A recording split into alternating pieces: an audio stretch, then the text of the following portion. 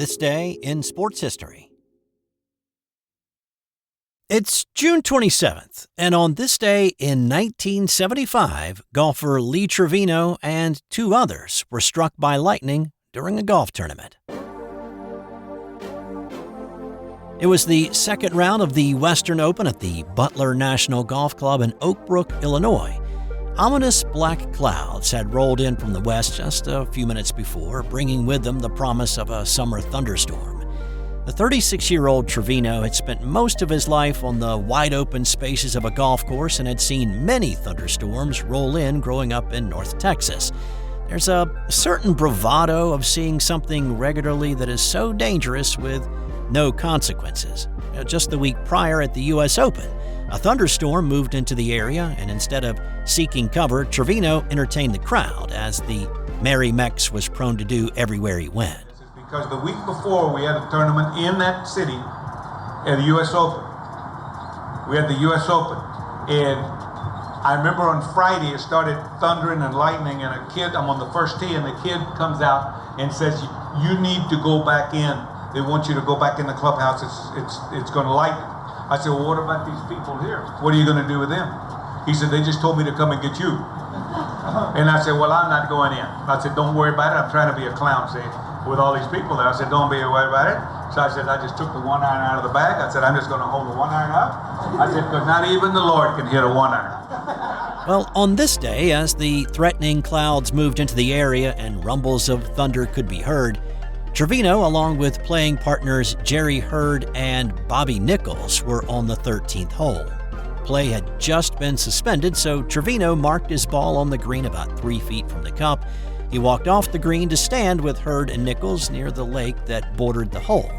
The sky behind the dark clouds was clear, and the golfers all thought that the storm would be quick and the delay short, so they didn't seek any additional shelter from the approaching storm.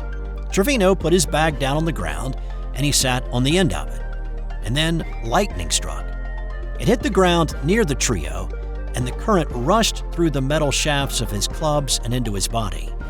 Trevino said he saw it, and then he felt it. And all of a sudden, I hear this ringing in my ears. And it sounded like 2 ball-peen hammers that hit together. It's getting louder. And all of a sudden, I look down, and I'm shaking. Now, I'm not on the ground anymore. I'm up about this high off the ground, and I'm shaking like this, and now my arms are out, and I'm gasping for air. I can't breathe. I woke up about an hour later. The ambulance was there to take me to the hospital. Spent 2 days in intensive care. He also talked about everything looking orange to him, and then his life passed in front of him. Trevino said he experienced the sense of flying through an ethereal tunnel. He saw friends, family members, people he didn't like, and women that he'd known throughout the years. And then he blacked out and all was silent. He, along with Hurd and Nichols, were taken to the hospital. When the doctor took a look at the scorch marks on his shoulders, he told Trevino that he didn't know what to tell him, saying that any time that he had seen those marks before, the person had been in the morgue. The doc credited his strong heart for still being among the living. Trevino spent 2 days in intensive care, and after he was released, rehab was not easy. He had 2 back surgeries to repair a ruptured disc that had been damaged by the electrical shock. He also said it took away his muscle tone, and it took about 6 months to get that back. He eventually made it back to the golf course and the PGA Tour, and actually won the Colonial National Invitational the following year. But the lightning strike and the back surgeries affected his swing. He had to stand more upright, and his cut was not as responsive as he wanted it to be. Jerry Hurd also had a ruptured disc caused by the lightning strike, but his surgery and rehab did not go well for him, and his career ended on this day. Bobby Nichols, who had 12 PGA Tour wins, including a win at the PGA Championship in 1964, did not suffer any lingering issues, and he returned to the tour. He did not win another tournament on the PGA Tour, but he did win a senior tour event in 1989. Michael Spinks probably felt like he'd been struck by lightning on this night in 1988 when he took a devastating right hook from Mike Tyson. This was the once-and-for-all fight held in Atlantic City. Tyson held the WBC, the WBA, and the IBF title and was considered to be the undisputed champ, the first since Michael's brother Leon back in 1978. Now, Michael had been stripped of the IBF title after choosing to fight Jerry Cooney instead of Tony Tucker in a title defense, but there were still a few who held that Spinks was still the legal holder of the IBF. Now, this fight would firmly unify all the titles. Tyson was undefeated at 34-0, with 30 coming by knockout. Spinks was 10 years older and had spent the early part of his career as a light heavyweight. He entered the fight at 31-0 with 21 by knockout. The young Tyson was an intimidating fighter. A lot of boxing analysts compared him to Sonny Liston because of his power and demeanor. Walking past Spinks' dressing room on the way to the ring on this night, Tyson punched a hole in the wall. The shot was heard and felt by those inside. It was just one more piece of intimidation directed at Spinks. And from the bell, Tyson was on the attack. And it was only a matter of seconds before he had him on the ropes, both literally and figuratively. A left hook and then a body shot brought Spinks to a knee. A quick count and back to his feet, but Tyson moved in for the kill. Here comes Mike Spinks in. He leads to the right hand. Down he goes. I don't think you get up from this. Mike Spinks is laying flat on his back.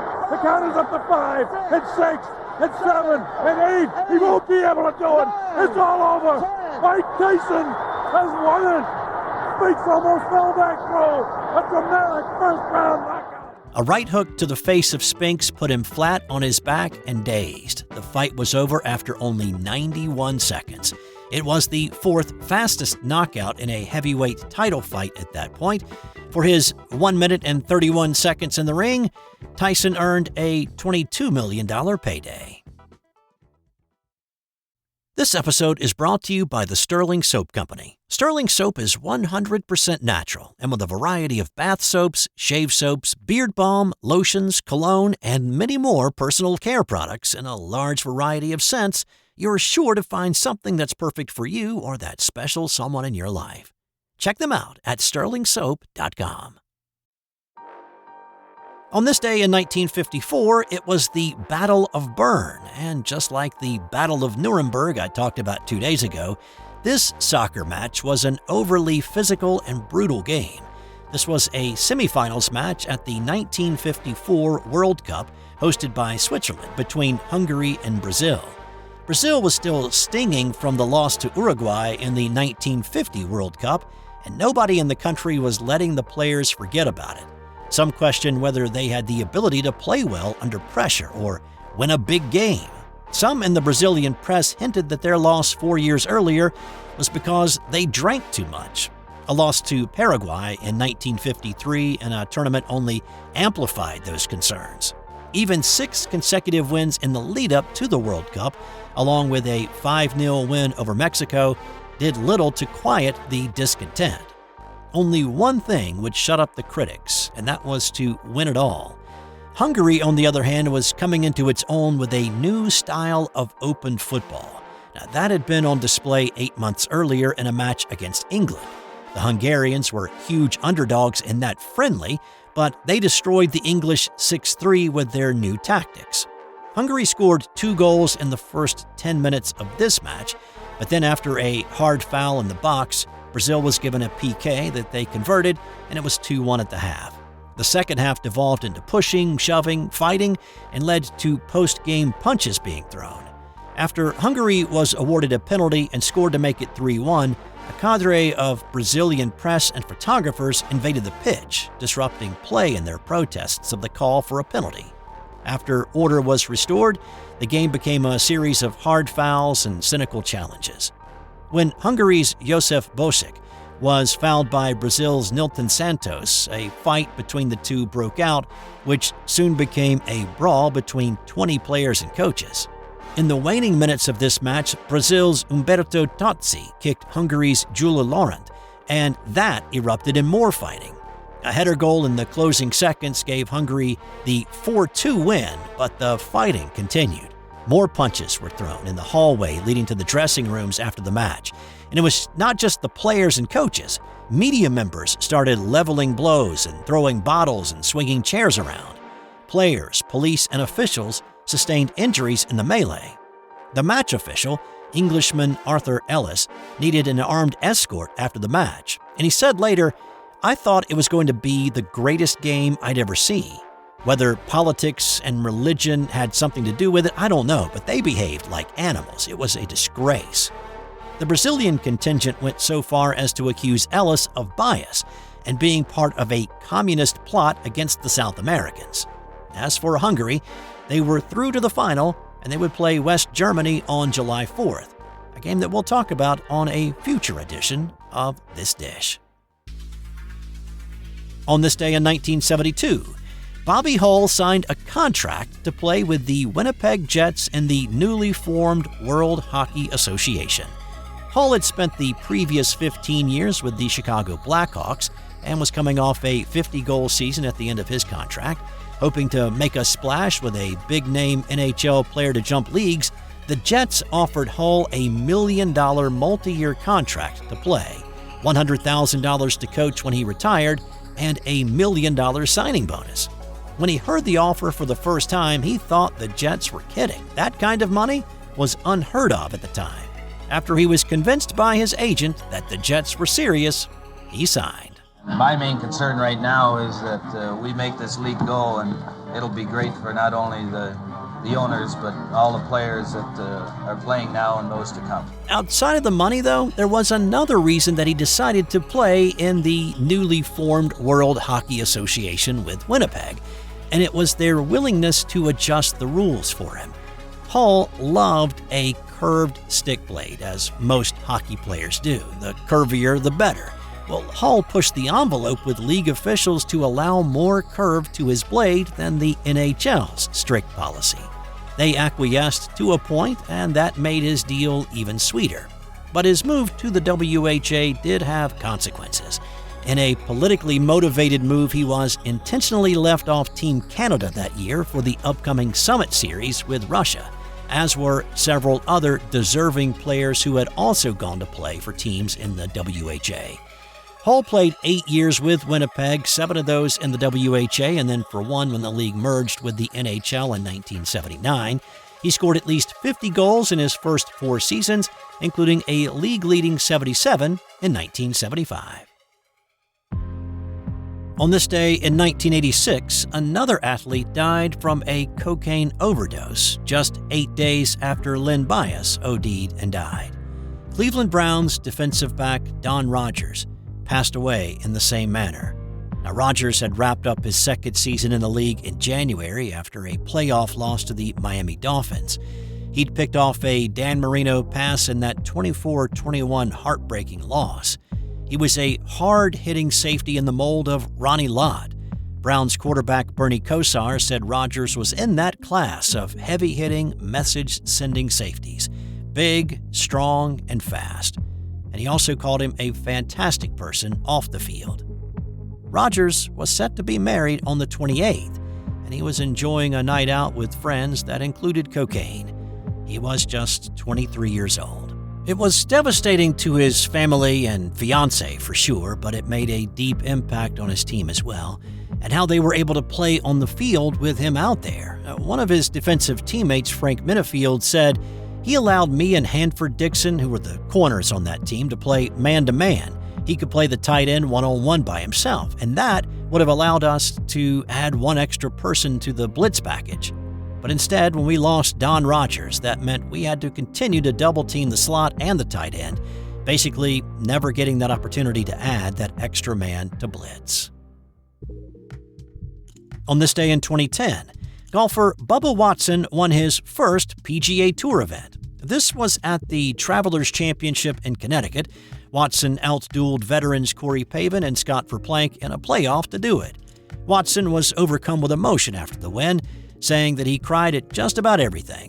His wife had survived a cancer scare the year before, and his dad was battling cancer at the time. And all of that emotion came gushing forth in his post-tournament interview. Bubba, it was a long time coming. Your first win. and in spectacular fashion. We all knew you had it in you. Did you ever expect an afternoon like this? No, I just gotta say thanks to my mom and dad. Without them, I'm nothing. You know, my dad's battling cancer right now.